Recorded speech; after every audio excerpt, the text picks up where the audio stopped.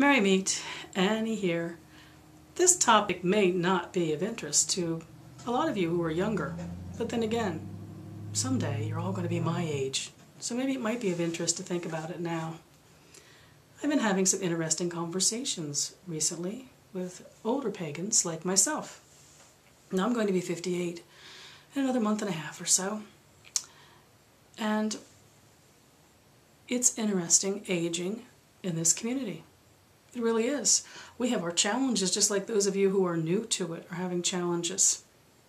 A lot of us have been aligned with groups for a long time, and that shifts and it changes, and we might lose that. Then we have to reinvent ourselves and decide what are we outside of those covens, even outside of a community if we aren't meeting people in our face-to-face lives that feed our need for pagan community.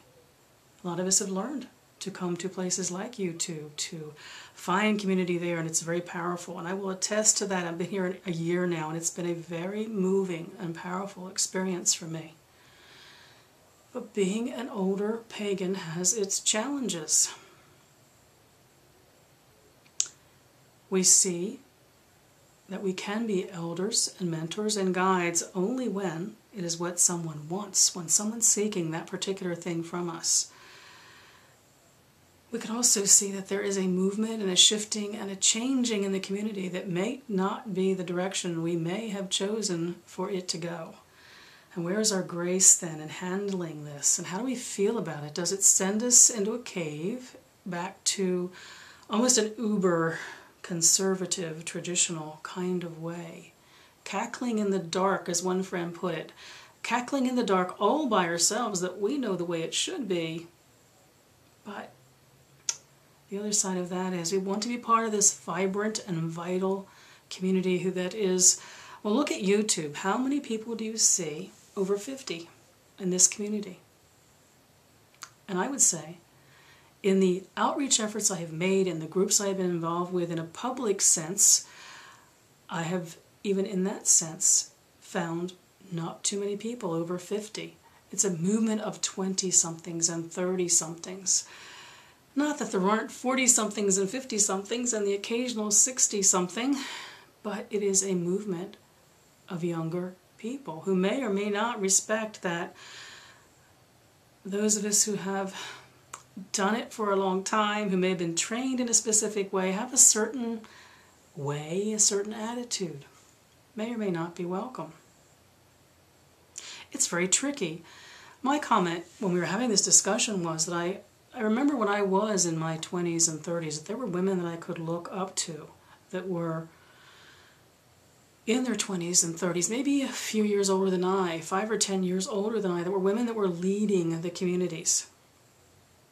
And we could look at them and say, there's a model of what a pagan woman would be, what a priestess would be for someone like me who wanted to look for mentors and role models. There got to be a certain point in our age where all of a sudden, it's like, where did those women go? Who was there to show me how to be a 50-something pagan woman? And a couple of my idols, the women I had worshipped early in those years that were role models that meant a lot to me, very public people that when I met them at this point in my life thinking, well, they're 10 or 15 years older than I, there's the example I will get of how to age in this community. And I found they had feet of clay. My idols had feet of clay. And they actually didn't age in a way I could respect. They were hanging on to, I'm still that pert-breasted, maiden leading priestess. Well, that's not what I want to grow into in my 60s. I'm fat with sagging breasts and gray hair, and I want to glory in this phase of my life. I certainly have role models outside of the pagan community of older women that I can respect and see how they live their lives. Even people like my grandmother, older women I've known, older friends. It's not easy, though, being a gray pagan. We seem to be this small clique, and so many of us don't want to be a clique. We want to be part of the community, and we want to know where we fit in community. And we don't want anyone to feel that because we, been doing this since the 70s that we're I don't want to say a threat. No one's ever made me feel like I am a threat. But they have felt that I was obsolete. No, I didn't feel I was obsolete, but that set me back one step from the community that I wanted to be part of. Very interesting time in life. And I wanted to do this video because I do have some viewers who are 50 and older, and we probably have some of these experiences in common. And what I wanted to acknowledge, after having had this discussion recently with these friends who are all late 50s into the 60s, and discussing where we fit in the circles we're part of and in the wider communities we live in, where do we fit in the cyber world if we're involved in the cyber world? Who are our role models? Someone said, well, we are the role models. But the role models I'm talking to is, who does a 58-year-old woman look to? What a pagan woman is in her 60s or 70s. Who is she in community, and what role does she play in her circle? When the younger women have become the priestess and we're relegated to the aunt in circle, the mentor and the guide, we have to learn what the power is in that.